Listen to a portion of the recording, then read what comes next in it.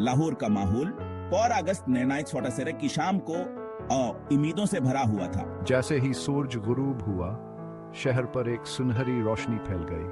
गलियां लोगों से भरी हुई थी। उनके चेहरों पर उम्मीद और बेयकीनी के मिले जले तासरात थे। इनमें नौजवान अली भी था, 12 साल का एक लड़का जिसकी आंखें जस्सिस से चमक रही थीं और दिल हब अलवतनी से लबरीज था। हाँ, वाकई वो लम्हात नाकाबिल फरामोश थे। अली ऐसी सरजमीन की कहानियां सुनकर बड़ा हुआ था जहां तमाम मज़ाहिब और पस मंजर के लोग मिलजुल कर रहते थे।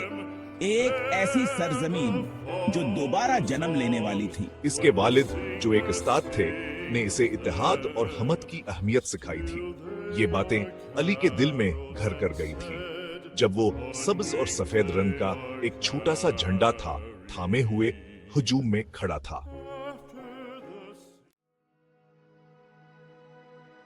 बादशाही मस्जिद के मीनारों से नमाज की अजान पूरे शहर में गूंज रही थी, जो लाहौर की रंगारंगी की एक खूबसूरत याद दहानी थी। अली आंखें बंद करके सुन रहा था, हर आवाज में तारीख का वजन महसूस कर रहा था। आज की रात सिर्फ आजादी के बारे में नहीं थी, ये एक बेहतर मुस्तकबिल के वादे के बारे में थी जो जदोजहद और कुर्बानी से हासिल हुआ था।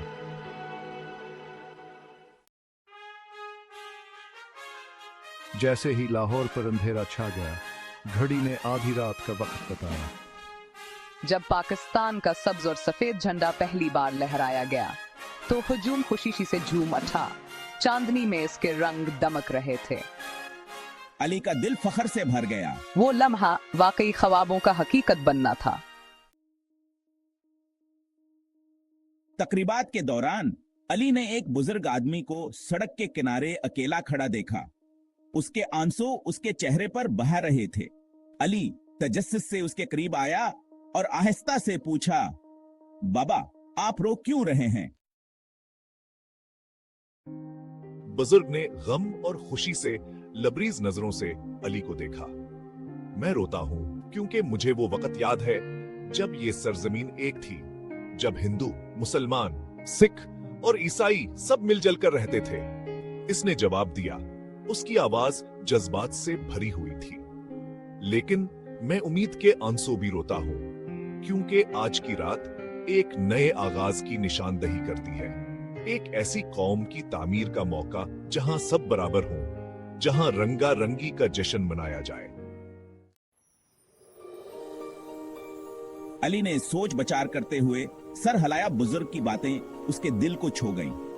उसे एहसास हुआ कि आजादी सिर्फ सरहदों और झंडों के बारे में नहीं है, ये इत्तेहाद और हमत के जज्बे के बारे में था जिसने उसके हमवतनों को उनके मुश्किल वक्त में मुत्तहद किया था।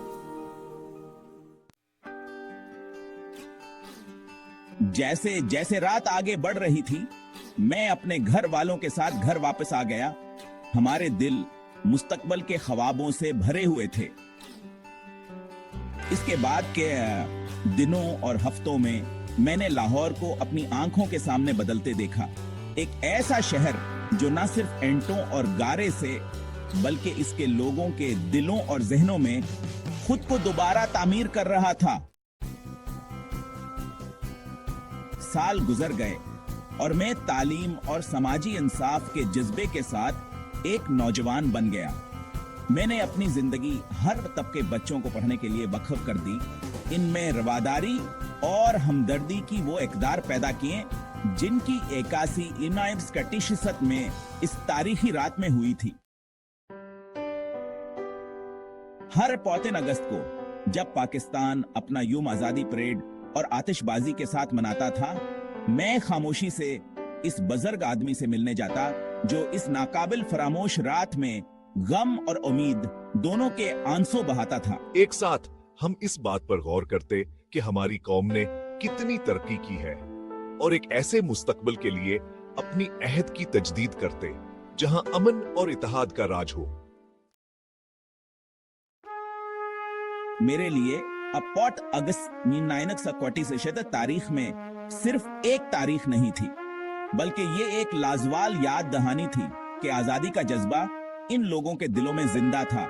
जिन्होंने एक बेहतर कल का ख्वाब देखने की हिम्मत की थी।